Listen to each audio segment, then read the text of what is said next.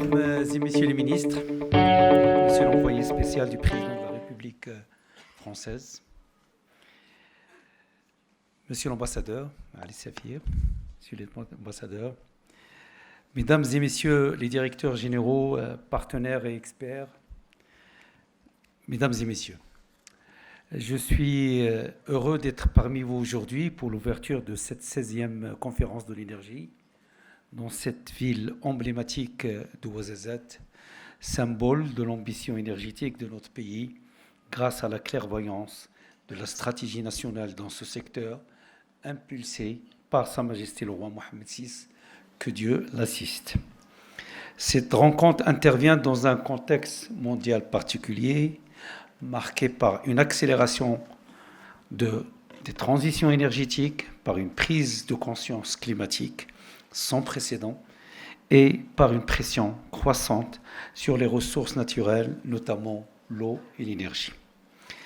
Aussi, le choix des thèmes de cette rencontre, énergie, pilier stratégique de la sécurité hydrique et du développement durable, illustre parfaitement la profondeur de la réflexion à mener, car si l'énergie est toujours un levier de croissance, il est aujourd'hui au croisement de toutes les transitions écologiques, industrielles, sociales et territoriales. Depuis le début de règne de Sa Majesté le roi Mohammed VI, que Dieu l'assiste, notre pays a engagé une transformation énergétique profonde, progressive et durable. Nous avons investi dans le solaire, l'éolien, l'hydroélectricité et plus récemment dans l'hydrogène vert. Nous avons créé des institutions fortes, renforcé nos capacités de gouvernance et je profite de cette occasion pour saluer le travail considérable et le rôle majeur que jouent les établissements comme Mazen, l'ONE et bien d'autres dans la dynamique exceptionnelle que connaît ce secteur dans notre pays.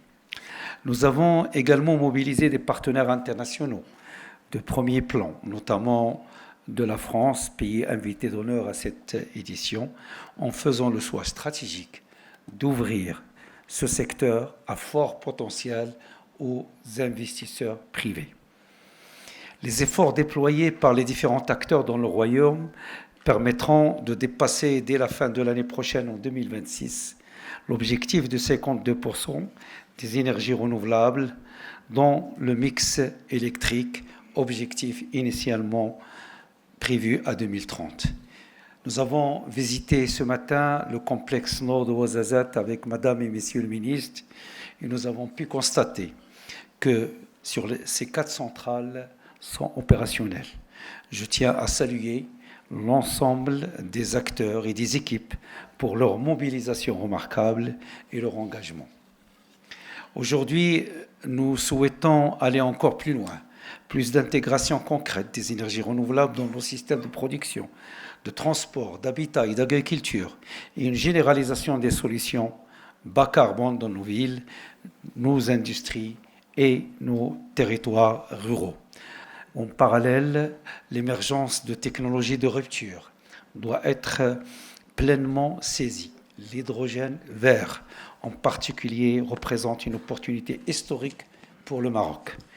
Dans ce sens, l'offre Maroc pour le développement du secteur de l'hydrogène vert, en cours de mise en œuvre, en application des hautes orientations royales, s'inscrit dans le prolongement de 15 ans d'expérience du Royaume dans le développement des énergies renouvelables et de plus de 30 ans d'ouverture d'investissements privés dans le secteur énergétique. Cette offre est destinée à développer la filière de l'hydrogène vert à travers la mise à contribution de la position privilégiée du Royaume, de ses ressources naturelles riches et diversifiées, de sa situation géographique stratégique et de ses infrastructures aux normes internationales. Permettez-moi ici de rappeler les hautes directives royales contenues dans le discours du trône du 29 juillet 2023, dans lequel le souverain avait engagé le gouvernement à entreprendre la mise en œuvre rapide et qualitative de l'offre Maroc dans le domaine de l'hydrogène vert, de manière à valoriser les atouts dont dispose notre pays en la matière et à répondre au mieux aux projets portés par les investisseurs mondiaux dans cette filière prometteuse. Fin de citation de Sa Majesté. Mesdames et messieurs, parler d'énergie aujourd'hui, c'est aussi parler de l'eau. Le nexus énergie-eau devient une préoccupation majeure et un véritable défi pour plusieurs pays. La synergie entre les politiques de l'eau et de l'énergie devient une exigence. Il implique une approche intégrée, territorialisée, multisectorielle, qui associe l'ingénierie technique, l'intelligence économique et la recherche scientifique, et aussi la participation citoyenne. Au Maroc, le stress hydrique qu'a connu notre pays les 7 dernières années nous impose une refonte totale de notre politique hydrique. L'innovation doit être intégrée à toutes les chaînes de valeur du secteur de l'eau suite aux hautes directives royales depuis la recherche et la mobilisation des ressources jusqu'à leur distribution et leur réutilisation. Aussi, face à l'aggravation des effets de changement climatique et de leur impact sur les ressources en eau d'une part et l'accroissement de la demande en eau d'autre part, notre pays s'est engagé conformément aux hautes orientations royales pour la réalisation d'un programme d'envergure de dessalement. L'objectif est de renforcer et de sécuriser l'alimentation en eau potable dans plusieurs régions et assurer aussi l'irrigation de plusieurs milliers d'hectares au niveau de périmètre. Par ailleurs, l'alimentation des stations de dessalement par les énergies renouvelables permet, et vous le savez, d'atteindre 2 objectifs majeurs, la réduction de l'empreinte carbone d'unités de dessalement et la réduction du coût de mètre cube d'eau dessalée, comme c'est le cas pour ce grand projet de dessalement à Dakhla en cours de réalisation par Nariva Énergie. Mesdames et messieurs, notre transition énergétique nationale repose sur une vision anticipative qui fait des énergies renouvelables un pilier fondamental de notre développement, de notre souveraineté énergétique et de notre transition vers une économie bas carbone.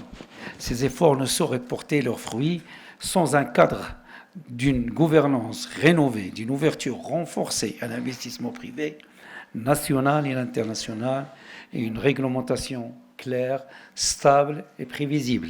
C'est dans ce sens que s'inscrit la réforme globale du secteur énergétique, engagée par le gouvernement en parfaite cohérence avec les hautes directives royales. Il vise à renforcer la compétitivité du secteur, à valoriser les ressources locales et à faire du Maroc une plateforme régionale et d'échange énergétique. Enfin, la transition énergétique doit constituer un levier d'équité territoriale à travers des politiques inclusives, une planification fine, des mécanismes de financement adaptés, sans oublier l'importance de la formation, de la recherche appliquée et l'innovation technologique. Car il ne peut y avoir de transition réussie sans compétences nationales. C'est pourquoi nous devons encourager nos universités, nos centres de recherche et nos jeunes entrepreneurs à contribuer activement à cette révolution énergétique qui est en cours. Mesdames et messieurs, sous l'impulsion de Sa Majesté le roi Mohammed VI, que Dieu l'assiste, le Maroc poursuivra avec détermination sa trajectoire en faveur d'un développement sobre en carbone, juste et durable, en renforçant ses partenariats et en s'affirmant comme une force de proposition et de solution à l'échelle régionale et internationale. Cette conférence représente à cet égard une occasion précieuse pour renforcer les synergies et définir ensemble les contours d'un futur énergétique durable et équitable. Je vous remercie. قبل ما تخرجوا ما تنسوش تابوناو في العشان يوتيوب وبارطاجيو الفيديو وديروا جيم وتابعوا الدار على مواقع التواصل الاجتماعي.